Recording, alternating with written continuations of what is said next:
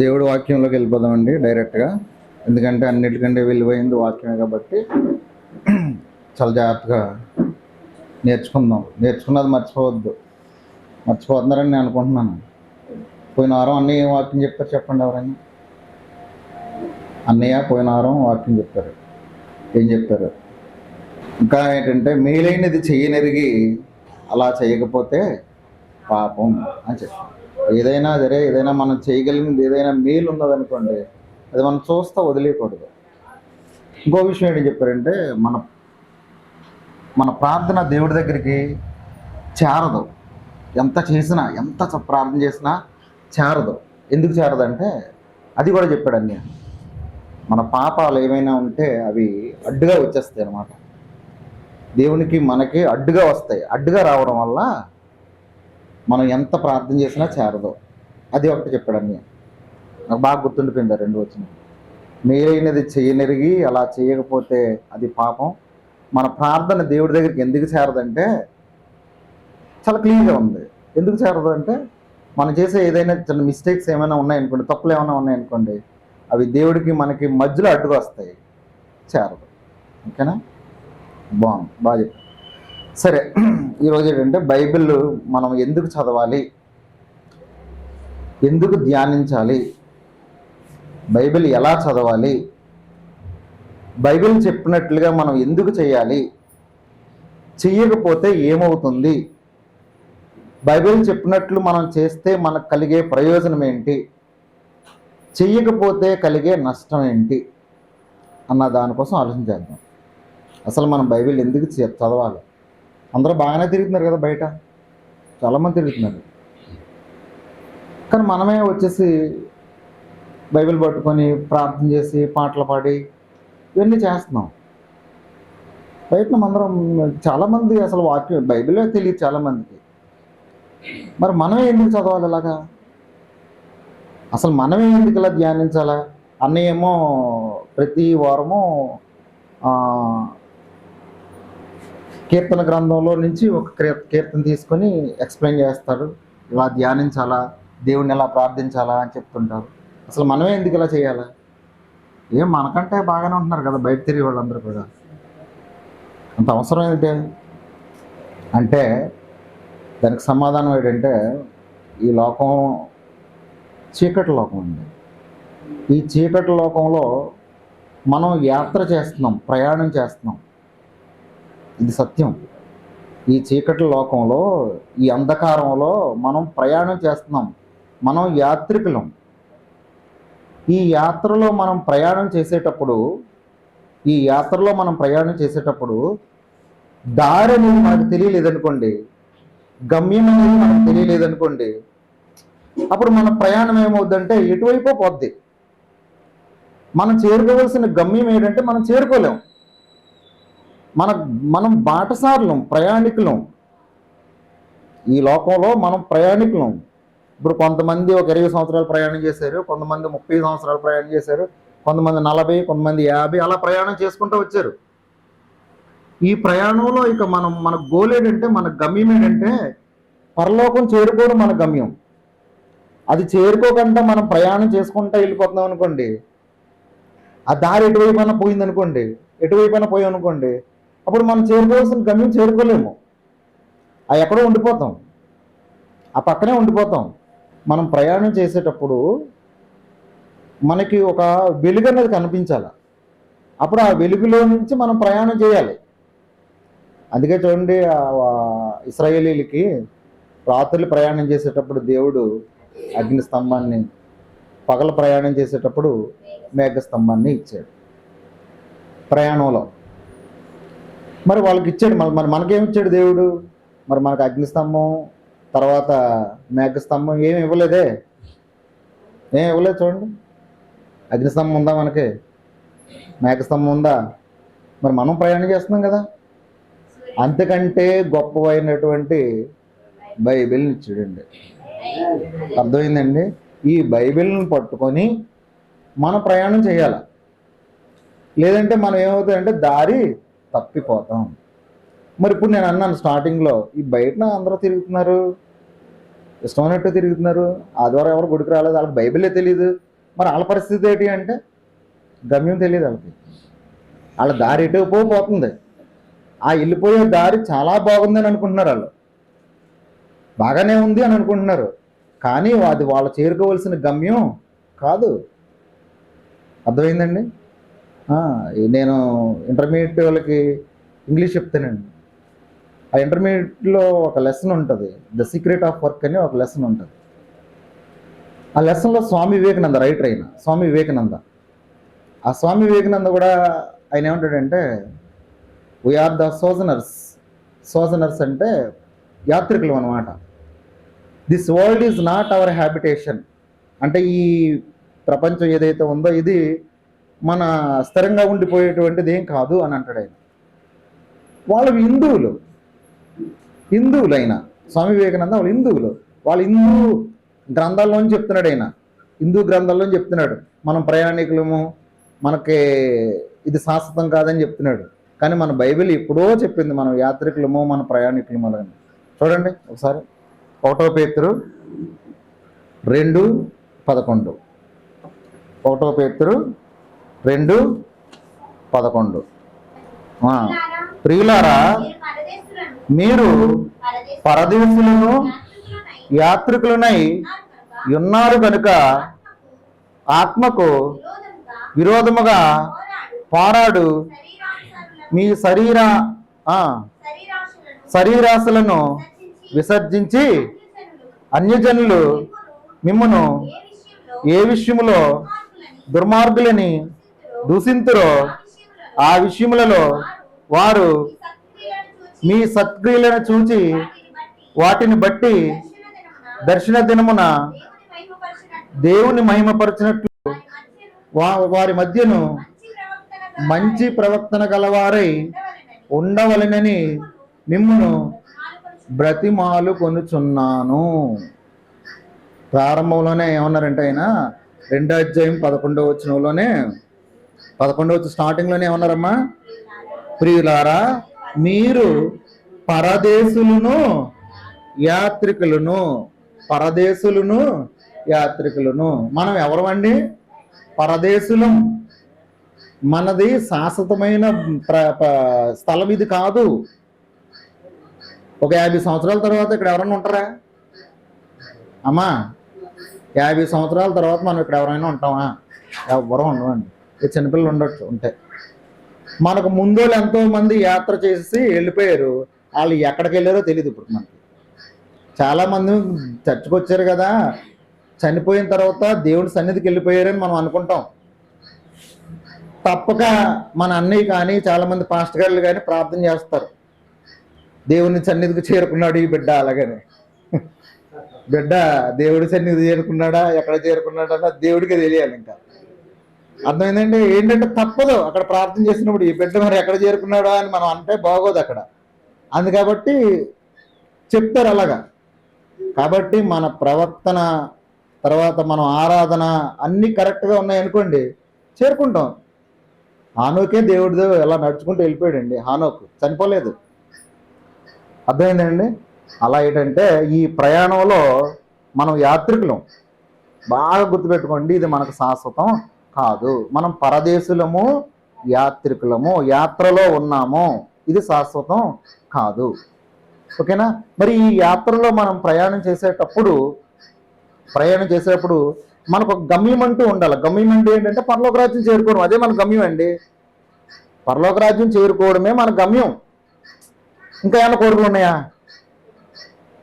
ఒక 50 ఎకరాలు సంపాదించడం మన గమ్యమా? లేకపోతే పెట్టిన డబ్బులు సంపాదించడం మన గమ్యమా? బంగారం గమ్యమా? లేకపోతే చుట్టాలు, బంధువులు, పోనీ ఇంకా ఏమైనా ఆశలు ఏమైనా గమ్యమా? అలాంటి గమ్యం అయితే మనం పరలోక రాజ్యం చేరుకోలేము. పోనీ అసలు అలాంటి ఆలోచనలు ఏమైనా ఉంటే ఇక్కడ రావాల్సిన అవసరం కూడా లేదు. ఈ వాక్యాన్ని మనం చదవాల్సిన అవసరం కూడా లేదు. మన గమ్యం ఏంటంటే పరలోక రాజ్యం చేరుకోవడం మన గమ్యం. అలా చేరుకోకపోతే ఒకడంటండి, ఒక లోకమంతా సంపాదించుకున్నాడంట. ఎంతో సంపాదించుకున్నాడు. ఆడు చనిపోయాడు, తన ప్రాణాన్ని పోగొట్టుకున్నాడు. సంపాదించుకున్నాడు, ప్రాణాన్ని పోగొట్టుకున్నాడు. పరలోక రాజ్యం చేరుకోలేదు. ఇంకొకటి చూడండి, ధనవంతుడు లాజరు. ధనవంతుడు వాడికి ఎన్నో మంచి మంచి వస్త్రాలు, డబ్బు, బోల్డ్ అంత ఉంది. కానీ వాడు ఎక్కడ పోయాడు?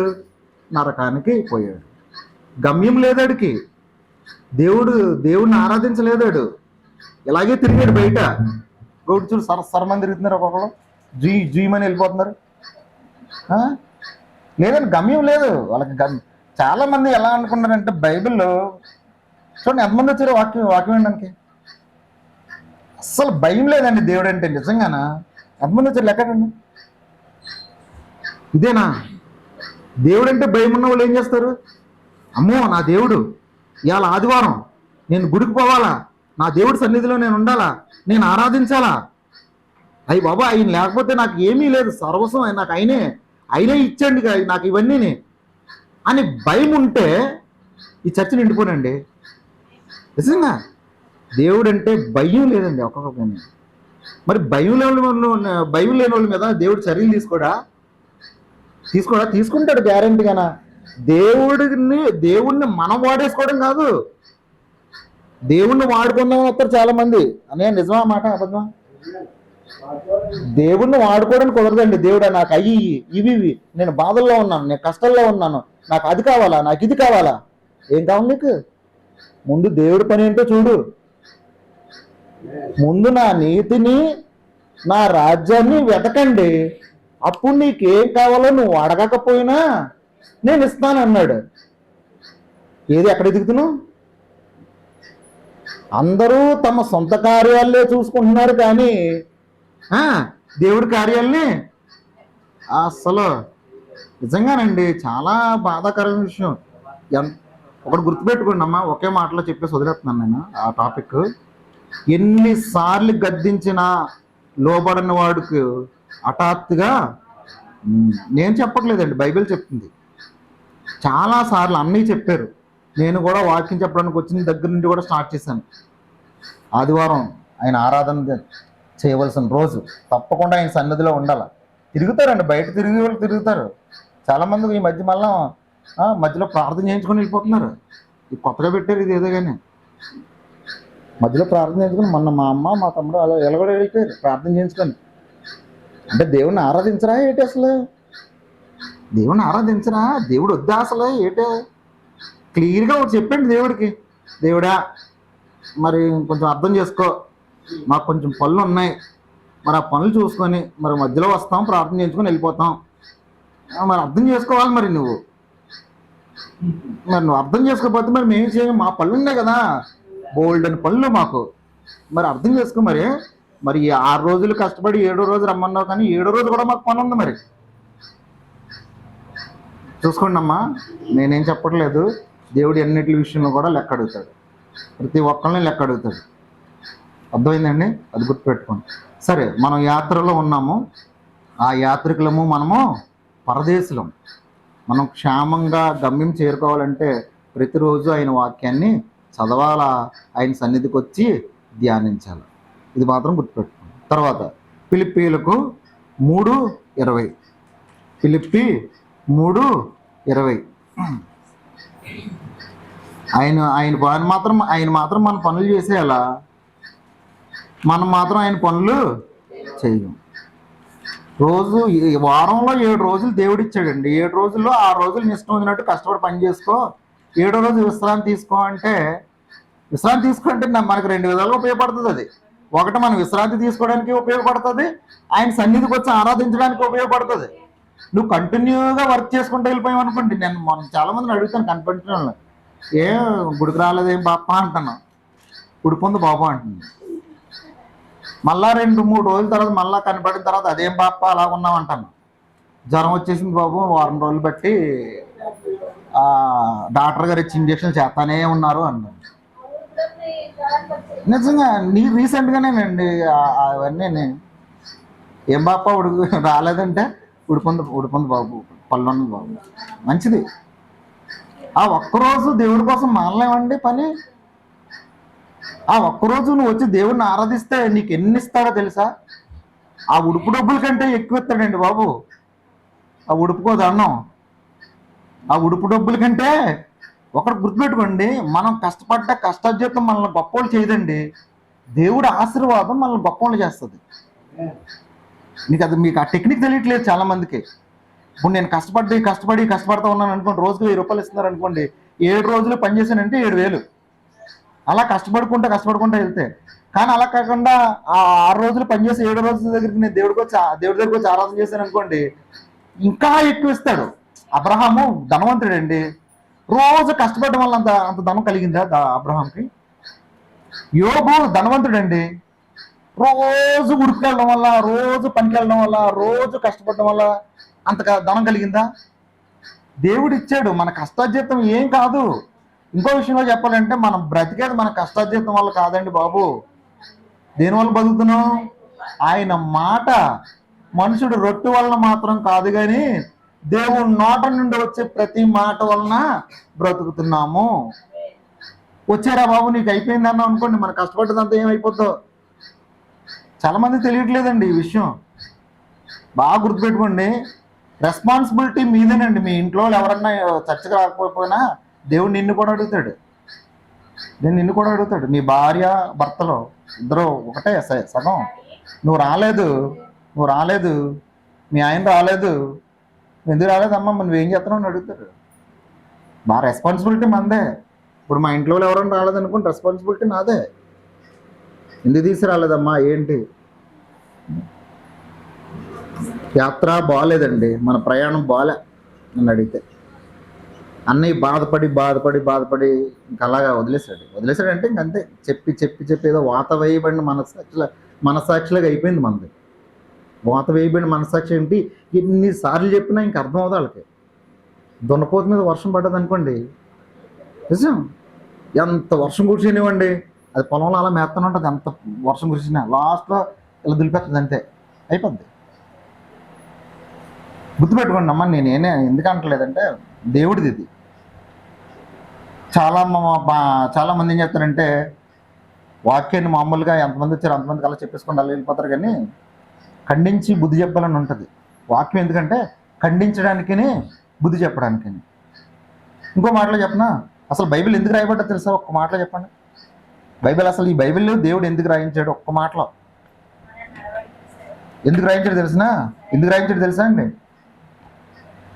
ఆ గతంలో జరిగిన సంఘటనలన్నీ చూసుకొని ఇప్పుడు మనకు బుద్ధి రావడం కోసం దేవుడు ఇవన్నీ కూడా రాయించాడు. గతంలో జరిగిన సంఘటనలు ఏమైతే ఉంటాయో అవన్నీ ఎందుకు రాయించాడంటే, మీరు అలా చేయకండి, మీరు అలా నడుచుకోకండి, అది కరెక్ట్ కాదు, అలా విన్న వాళ్ళందరూ కూడా పాడైపోయారు, అది సరైన మార్గం కాదు, ఇది సరైన మార్గము, ఇదే మార్గము, ఈ మార్గంలో నడండి, మీరు క్షేమంగా గమ్యం చేరుకుంటారు అని మనకి, యుగాంతమందున్న మనకి బుద్ధి కలుగుటకై ఈ వాక్యాన్ని రాయించాడు. మరి ఇన్ని మన ముందెట్టినా మనకు బుద్ధి రాలేదనుకోండి, ఇంకేముందండి? ఆ వాక్యం అనడం ఎందుకు, అర్థం చేయడం ఎందుకు? అర్థమైందండి? మనకు బుద్ధి కలగడానికి ఇవన్నీ రాయించాడు అన్నమాట. మన యాత్ర బాగా జరగాలంటే, మన ప్రయాణం గమ్యం చేరుకోవాలంటే మాత్రం చాలా విషయాల్లో మనం మార్చుకోవాలండి. అదిగా పౌలు గారు నేను చెప్పాలనుకున్నది ఒకటి, ఇక్కడ మారిపోయింది మొత్తం అంతా కూడా. ఇప్పుడు పరుగు 10 మంది పరిగెత్తేవారు అందరూ కూడా పరిగెడతారు, కానీ గమ్యము ఒక్కలే చేరుకుంటారు. అందరూ పరిగెడతారు, కానీ వాళ్ళు ఎలాగుంటారంటే ప్రత్యేకంగా ఉంటారు, స్పెషల్గా ఉంటారు. వాళ్ళు పరుగులో గెలవడం కోసం ప్రత్యేకమైన శిక్షణ తీసుకుంటారు. వాళ్ళు ప్రత్యేకమైన శిక్షణ, ఆ శిక్షణ తీసుకొని అన్ని కంట్రోల్ చేసుకుంటారు. తిండి కంట్రోల్ చేసుకుంటారు. ఇష్టం ఉన్నట్టు తినేస్తే బలిసిపోతాము, మళ్ళీ పరుగు పందుల్లో పరిగెట్టలేము, విన్నామలేము, కానీ తినేయరు, కంట్రోల్ చేసుకుంటారు. స్వీట్లు తినరు, కేకులు తినరు, ఇవన్నీ తినేయారంటే ఏమవుతారు, లావ్ అయిపోతారు, గెలవలేరు. మళ్ళీ ఈ టైంకి లెగిస్తారు, ఎక్సర్సైజ్ చేస్తారు, టైం ప్రకారంగా మెయింటైన్ చేస్తూ ఉంటారు. ఎందుకు అవన్నీ చేస్తున్నారంటే జస్ట్ గెలవడం కోసం, ఆ రేసులో గెలవడం కోసం. ఆ తర్వాత గెలిచిన వాళ్ళకి బహుమతి ఇస్తారు. అంత ప్రత్యేకంగా అంత ఎక్సర్సైజ్ చేసి అన్ని చేస్తే అప్పుడు ఆ రేసులో గెలిచాడు. మరి మనం పరలోక ప్రయాణంలో ఉన్నాము, మనం ఎన్ని కంట్రోల్ చేసుకోవాలా, మనం ఎంత జాగ్రత్తగా ఉండాలా? అవునా కదండి? అవునా కదా చెప్పండి కొన్ని. ఎంత జాగ్రత్తగా మన ప్రయాణం ఏ మాత్రం తేడా వచ్చినా ఏమవుద్దంటే స్లిప్ అయిపోతాం, ఎక్కడో పడిపోతాం, ఎక్కడో లోయలో అని ఒకసారి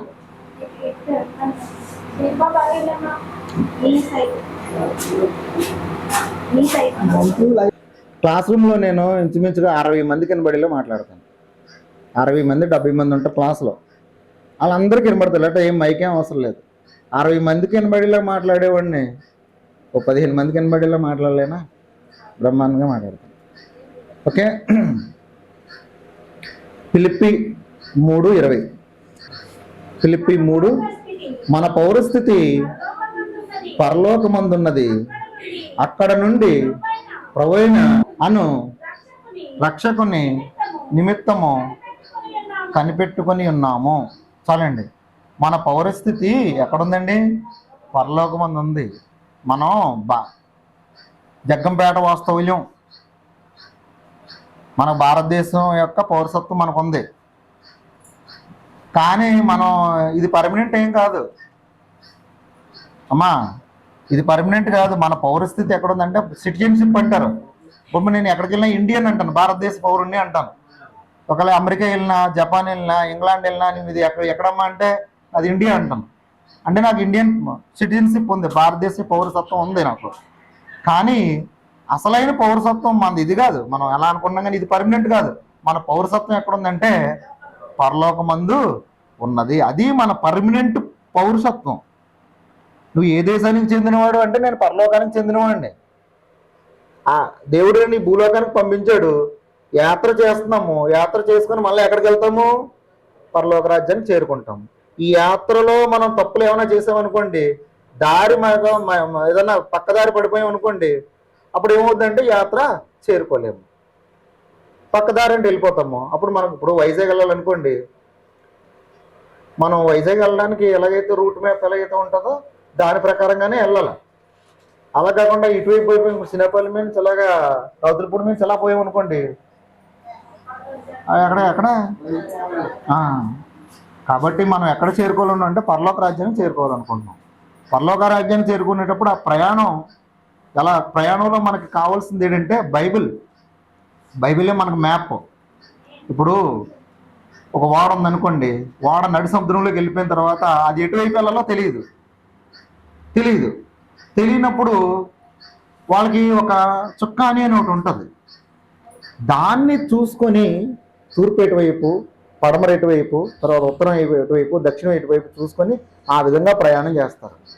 మధ్యలోకి వెళ్ళిన తర్వాత ఏమీ తెలియదు. అంటే అక్కడ చుక్కాని అనేది ఉపయోగపడింది ఆ ప్రయాణంలో. ఇన్ ద సేమ్ వే అలాగే ఈ ప్రయాణంలో మనకి చుక్కాని లాంటిది బైబిల్ ఎందుకు చదవాలి అని నేను స్టార్ట్ చేశాను. ఎందుకు చదవాలంటే మన బైబిల్ అన్నది మనకు దారి చూపిస్తుంది అన్నమాట, మనకు మార్గం చూపిస్తుంది. ఈ అంధకారంలో మనకి వెలుగు లాంటిది, వెలుగు చూపిస్తుంది అనమాట. అప్పుడు ఆ వెలుగులో మనం నడుచుకెళ్ళిపోవచ్చు. ఇప్పుడు చీకట్లో నడిచామనుకోండి, దాన్ని దీన్ని తన్నేసుకొని అసలు గమ్యం కూడా చేరుకోలేము, సరిగ్గా ప్రయాణం కూడా చేయలేము. కాబట్టి మనకి వెలుగు అనేది ఉందనుకోండి, ఆ వెలుగులో మనం చక్కగా నడుచుకుంటూ వెళ్ళిపోవచ్చు. మన పౌరసత్వం ఎక్కడుంది? పరలోక రాజ్యం. ఇది బాగా గుర్తుపెట్టుకోండి. మనకి ఎక్కడిది ఇది పర్మనెంట్ కాదు, మన పౌరసత్వం పరలోకం. అలా మనం గుర్తుపెట్టుకున్నాం అనుకోండి, ఇక్కడ మనం దేనికి అటాచ్ అవ్వం, దేనికి కూడా బాగా అంతగా స్పందించాం. మనం పరలోక రాజ్యానికి చెందిన వ్యక్తులము, మనం అక్కడికే ప్రయాణం చేసుకుంటూ వెళ్ళిపోతున్నాము అని అనుకున్నాం అనుకోండి, అప్పుడు ఇక్కడ దేనికి మనం అట్రాక్ట్ అవ్వం. ఈ లోకంలో దేనికి కూడా మనం ఆకర్షించబడం. అర్థమైందండి? ఇది మంద కాదు, ఇది శాశ్వతం కాదు అలాగే చెప్పేసి వదిలేస్తాం ఎక్కడికక్కడ.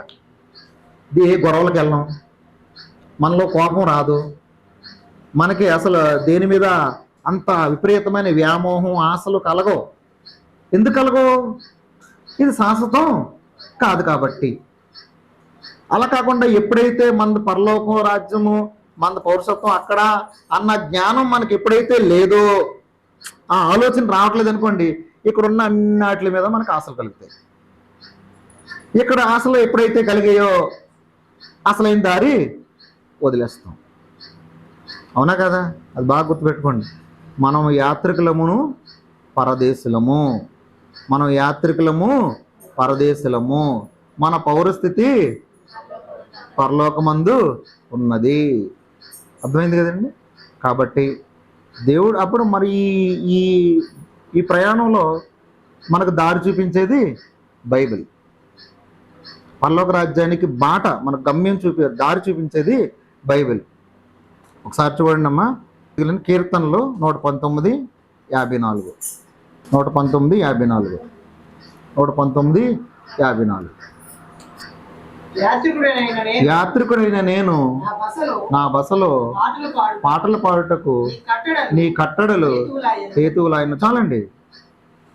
పేతురు గారు ఏమని రాశారు? పేతురు పత్రికలో మనం యాత్రికులము, పరదేశులము అని రాశారు. మీరు అంగీకరిస్తారా, అంగీకరించరా? అంగీకరించకపోతే అంగీకరించకండి, మీ ఇష్టం. అంగీకరిస్తున్నారు కదా. అంగీకరించినా అంగీకరించకపోయినా అది సత్యం, 100కి 100%. మీరు విన్నా వినకపోయినా, నమ్మినా నమ్మకపోయినా మనం యాత్రికులము, పరదేశులము. తర్వాత ఫిలిప్పీ పత్రికలో మళ్ళీ ఏమని రాశారంటే మన పౌరస్థితి ఇక్కడ లేదు. ఎక్కడుంది? పరలోకంలో ఉంది. మన జగ్గంపేట, నాతవరం మండలం, విశాఖపట్నం జిల్లా, ఇది అనకాపల్లి జిల్లా, నాది ఇండియా, నాది ఆంధ్రప్రదేశ్. ఇక్కడ టెస్ట్ చేసుకోవడం కూర్చోడానికి అవ్వదు. ఇది రెండోది. మన పౌరస్థితి ఎక్కడుంది? పరలోక రాజ్యంలో ఉంది. మనం అక్కడికే వెళ్ళిపోవాలా. ఓకేనా? అది. తర్వాత కీర్తనకారుడు కూడా అదే రాసేసాడు. ఏమని రాశాడు? యాత్రికులుగా ఉన్నాయన నేను నా బసలో పాటలు పాడుటకు నీ కట్టడలు హేతువులాయను. అంటే నీ కట్టడలు, నువ్వు విధించిన కట్టడలు నా ప్రయాణంలో నాకు ఉపయోగపడుతున్నాయి, అంటే నేను ప్రయాణికుడిని అని 3వ సారి కూడా రాశాడు. తర్వాత అబ్రహాం కూడా ఆయనకి ఎన్నో ఆస్తులు ఇస్తే, ఈ భూమంతా నీకే బాబు, ఇదంతా ఈ దేశం అంతా నీకే ఇస్తానంటే అబ్రహాం ఏమనేవాడు అంటే, ఏం చేసుకోమంటావు ప్రభు, భూమంతా నాకు అనేవాడు. ఏం చేసుకోమంటావు ఆ భూమంతా నన్ను? ఎందుకు? అక్కడ ఆయన ఎబ్రీ పత్రిక చూడండి అమ్మా, ఎబ్రీ పత్రికలో 11:13, ఎబ్రీ 11:13, 11:13. వీరందరూ ఆ వాగ్దాన ఫలము అనుభవింపకపోయినను దూరము నుండి చూసి వందనము చేసి తాము భూమి మీద పరదేశులను యాత్రికులనై ఉన్నామని ఒప్పుకొని విశ్వాసము గలవారై మృతి పొందిరి. అబ్రహాంకి ఇదంతా నీకు ఇచ్చేస్తున్నాను బాబు అంటే, నా ఏం చేసుకోమంటావు ప్రభు అనేవాడు. ఆయన ఎందుకనేవాడు అంటే, ఈ భూమి మీద యాత్రికులము, పరదేశులము, ఎప్పటికైనా ఇదంతా వదిలేసి వెళ్ళిపోవాలనే ఉద్దేశంతో. అర్థమైందండి. ఇదంతా చాలా మంది ఉన్నారండి అలా విశ్వాస వీరులు. ఆ విశ్వాస వీరులు అందరూ కూడా ఏం చేశారంటే, వీరందరూ ఆ వాగ్దాన ఫలం అనుభవింపకపోయినను దూరము నుండి చూసి వందనము చేసి తాము ఈ భూమి మీద పరదేశులమును యాత్రికులమునై ఉన్నామని ఒప్పుకొని విశ్వాసము గలవారై మృతి పొందిరి. వీళ్ళందరూ కూడా విశ్వాసం గలవారే, విశ్వాసంతో దేవుడి వాక్యాన్ని అంగీకరించి ఈ భూమి మీద పరదేశులం, మనం యాత్రికులం, ఇదేమి శాశ్వతం కాదు అని వాళ్ళు మృతి పొందారు. ఓకేనండి. ఇది. తర్వాత కీర్తనలో 119:105, 119:105. నీ వాక్యము నా పాదములకు దీపమును నా త్రోవలకు వెలుగునై ఉన్నది. ఇందాక నేను స్టార్టింగ్ ప్రారంభంలో చెప్పానండి. ఏమని చెప్పానంటే, అసలు మనం ఎందుకు వాక్యం చదవాలా అని అన్నాను. క్వశ్చన్ అదే కదా ప్రారంభంలో. అసలు మనం వీళ్ళందరూ తిరుగుతున్నారు కదా, వీళ్ళందరూ ఇష్టమైనట్టు జీవని బయట తిరుగుతున్నారు కదా, మరి మనమే ఎందుకు ఇలాగ ఇక్కడికి వచ్చి ఆరాధించాలా అని అడిగానా స్టార్టింగ్లో. ఎందుకు ఆరాధించాలంటే మనం యాత్రికులమును, పరదేశులము. ఇప్పుడు ఈ యాత్రలో మనం ప్రయాణం చేసినప్పుడు మనకు వెలుగు కావాలి. ఆ వెలుగులో మనం నడుచుకుంటూ వెళ్ళాలా.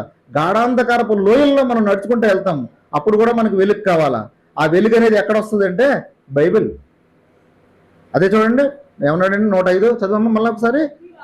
నీ వాక్యము నా పాదములకు దీపము, నా త్రోవలకు వెలుగు. అర్థమైందా? ఇప్పుడు బైబిల్ ఎందుకు చదవాలో, మనం నిరంతరం మనం ఎందుకు ధ్యానించాలో, ఇదే త్రోవ చూపెడుతుంది. ఒకవేళ ఎవరన్నా త్రోవ చూపించారంటే అది కరెక్ట్ కాదు. ఆ తోవ మనల్ని ఎక్కడికో తీసుకెళ్ళిపోద్ది. బైబిల్ చూపించేదే కరెక్ట్ వే అదే కరెక్ట్గా మనకు చూపించే అదే చూపిస్తుంది. అలా కాకుండా వేరేగా ఇంకోటి ఏదైనా నీతి సూత్రాలు అనుసరించామనుకోండి, అంటే వేరే ఇంకా ఎవరో చాలా చెప్తుంటారు చాలామంది. టీవీలో చూడండి, బోళ్ళంత మంది బాబాలు ఉన్నారు, బోల్డ్ అని చెప్తుంటారు వాళ్ళు. వాళ్ళు నీతి కబుర్లు చెప్తారు, చాలా నీతి కబుర్లు చెప్తారు వాళ్ళు. కానీ అవన్నీ కూడా మనల్ని పరలోకానికి చేరుకునివ్వదు. ఒక్క బైబిల్ మాత్రమే మన పరలోకానికి చేరుస్తుంది. అదే వెలుగు చూపిస్తుంది. ఆ బాట మనకు సరైన వెలుగు చూపిస్తుంది. ఆ బాట అంటే మనం నడుచుకుని హాయిగా మన గమ్యం చేరుకోవచ్చు. ఎందుకంటే మనం యాత్రికులము కాబట్టి. అర్థమైందండి? అది తర్వాత ఇంకా మనం బైబిల్ ఎందుకు చదవాలన్నది చెప్తాను. టైం అయితే సరిపోదు, అందుకోసం ఇక్కడ ఆపుతున్నాను. వచ్చే వారం మాత్రం మ్యాక్సిమం మీ ఇంట్లో వాళ్ళందరినీ తీసిరండి. సరేనండి? దేవుడి వాక్యం దీవించిందాక.